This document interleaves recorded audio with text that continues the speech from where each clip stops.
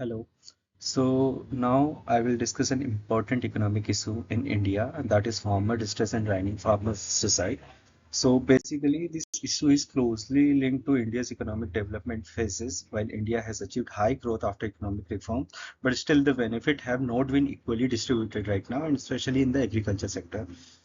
And if I talk about the evolution of economic policy in impact, so we have studied in phase one and phase two that India focused on equity and protection, but the growth was slow on that particular moment.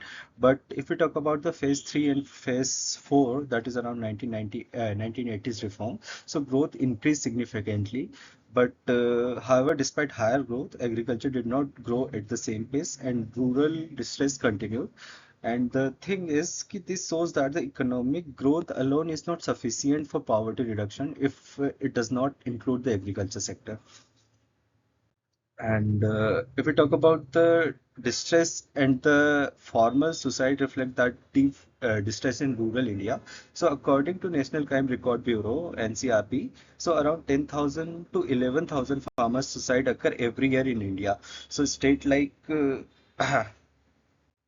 State like Maharashtra, Karnataka, and Andhra Pradesh report the highest cases. As seen in this chapter, suicide rates among the farmers were something that is higher than non-farmers. So that indicates severe economic distress. And even though the agriculture employs nearly 45% of the Indian population or Indian workforce, it contributes to GDP is only around 15 to 17%. That somehow slow the per capita GDP or the income of the farmers or the people living inside the country. And the next thing is the unpacking the root cause. So the farmer suicide, the reason for suiciding, the reason for the farmers commit suicide, that includes the first and the primary reason is debt trap. So many farmers depend on informal credit sources with every high interest rate. So a study shows that the farmer who committed suicide had debt level around 3 to 4 times higher than others.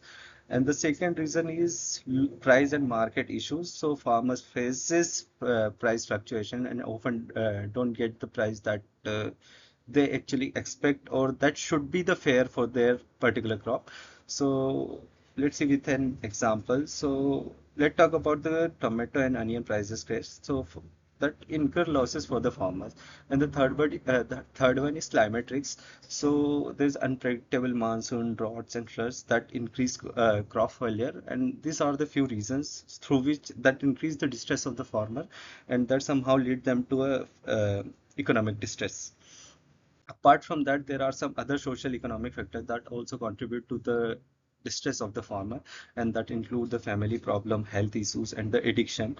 So in fact, no single reason explains suicide, so each case has multiple causes.